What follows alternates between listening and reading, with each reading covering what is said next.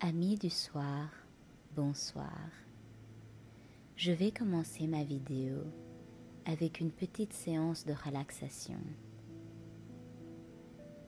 Installez-vous confortablement dans un endroit calme et paisible où vous ne serez pas dérangé. Allongez-vous, fermez les yeux et commencez à respirer lentement et profondément.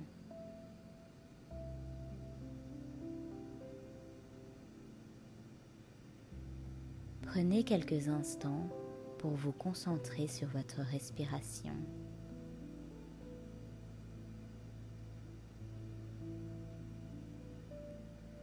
Inspirez profondément et expirez lentement.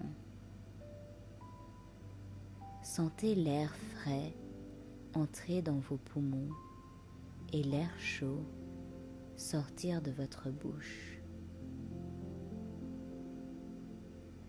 Maintenant, visualisez que vous êtes sur une plage déserte. Sentez la chaleur du soleil sur votre peau et le sable chaud sous vos pieds. Écoutez les sons des vagues qui viennent doucement s'échouer sur le rivage. Sentez-vous détendu et en paix.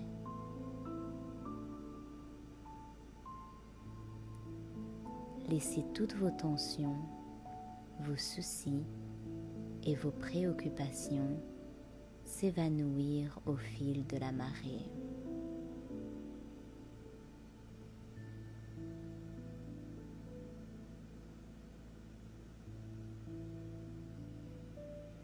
Maintenant, visualisez une lumière blanche et chaude qui vous entoure tout doucement. Cette lumière vous enveloppe dans un cocon de paix et de sérénité. Sentez cette lumière vous réchauffer et vous réconforter. Sentez maintenant votre corps se relâcher de la tête aux pieds. Relâchez toutes les tensions, les douleurs et les préoccupations. Imaginez-vous flotter dans un océan de calme et de tranquillité.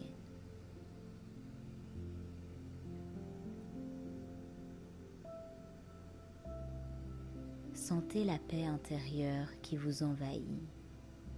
Laissez-la vous réconforter et vous guider vers un état de relaxation profonde. Prenez quelques instants pour vous concentrer sur votre respiration à nouveau. Inspirez profondément et expirez lentement. Sentez-vous calme et paisible.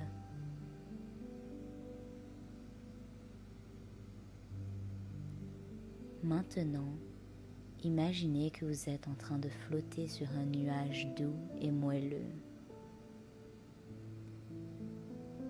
Ce nuage vous soutient et vous transporte doucement vers un état de relaxation profonde.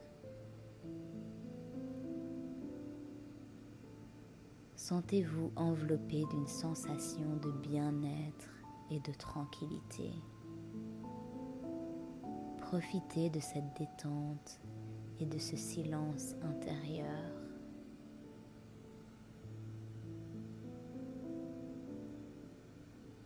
Maintenant, visualisez que vous êtes dans une forêt calme et paisible. Les arbres sont grands et majestueux. Les feuilles bruissent doucement dans le vent. Écoutez les sons de la nature qui vous entoure.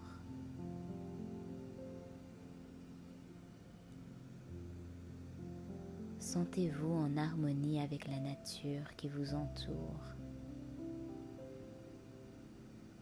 Sentez la paix et la sérénité qui vous enveloppent. Maintenant, prenez quelques instants pour vous concentrer à nouveau sur votre respiration. Inspirez profondément et expirez lentement.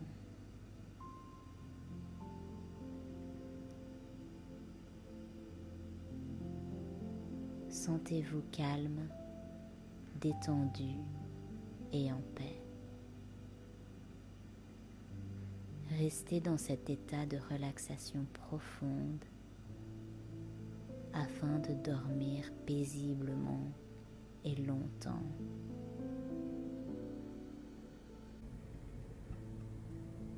Amis du soir, bonsoir. Ce soir, je vais vous raconter une histoire, un conte pour enfants et pour adultes pour mieux dormir. Il s'appelle Le secret de Clara, auteur inconnu. Prenez votre temps pour bien vous installer dans votre lit. Prenez quelques inspirations et expirations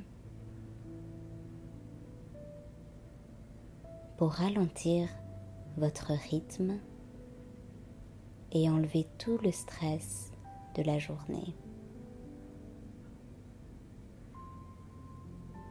Préparez-vous à une bonne nuit de sommeil, longue, profonde et remplie de rêves merveilleux.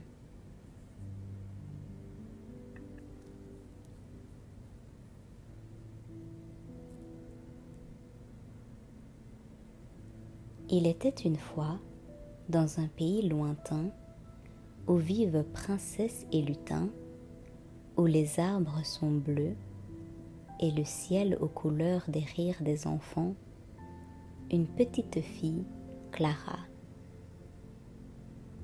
Depuis 10 ans, elle vivait dans la forêt, au bord d'un joli lac avec ses parents. Elle avait tout pour être heureuse, sauf qu'elle se sentait bien seule dans ce monde. Bien sûr, ses parents étaient adorables et il ne lui manquait de rien, si ce n'était d'un autre enfant pour partager ses rires. Mais la vie en avait décidé autrement. Ses parents n'avaient pu avoir qu'un seul enfant au prix d'une terrible solitude. La maman de Clara aimait à raconter à sa fille le mystère de sa naissance. En effet, il s'agissait d'une très belle histoire digne des contes de fées. Ses parents s'étaient mariés très jeunes. Leur amour si parfait fit beaucoup de jaloux dans le royaume, si bien que le jour de leurs noces, un mauvais sorcier versa dans le vin de messe un filtre qui allait empêcher les jeunes époux d'avoir une descendance. Découvrant cela, les parents de Clara tombèrent dans une grande détresse, car leur vœu le plus cher était de fonder une belle et grande famille. Désormais, ce n'était plus possible. Seul leur restait leur amour qui, malgré le malheur, ne cessa de grandir. Ils avaient alors construit une petite maison au bord de ce magnifique lac, dans lequel se reflétait la lune. Depuis leur arrivée dans ce lieu paradisiaque, nul n'était venu déranger leur quiétude, comme si ce lieu n'existait que pour eux, comme s'il les protégeait du monde extérieur. Souvent, le couple venait se recueillir au bord de l'eau, sous l'œil attendri de la lune et des étoiles. Ils ne cessaient de prier pour que le maléfice qu'on leur avait injustement jeté soit levé et que leur vœu le plus cher se réalise enfin. Face à tant d'amour, la lune ne put rester insensible. Et un soir, alors que les jeunes époux enlacés la contemplaient, en versant des larmes de désespoir, elle leur parla ainsi. « Jeunes amis, votre tristesse ne peut me laisser indifférente. Votre amour est si beau et si pur qu'il m'émeut. Je ne peux vous laisser dans une telle détresse. Faites un vœu et je vous aiderai à le réaliser. » Les deux jeunes gens crurent d'abord à une hallucination due au souffle du vent dans les branchages, mais ils répondirent tout de même d'une seule et même voix. « Ce que nous désirons le plus au monde est un enfant. Hélas, un être maléfique nous a jeté un sort, nous empêchant de réaliser notre désir le plus cher. »« Soit, répondit la lune, je peux vous aider, mais sachez que je ne peux réaliser qu'une seule fois ce vœu. Vous n'aurez donc qu'un seul enfant, mais il y a une contrainte auquel vous ne pourrez échapper. Vous devrez rester tous trois dans la plus profonde des solitudes jusqu'au jour où votre enfant trouvera un amour aussi pur que le vôtre. » Ils se demandèrent comment leur enfant privé de contact avec l'extérieur pourrait rencontrer sa moitié dans ce lieu reclus.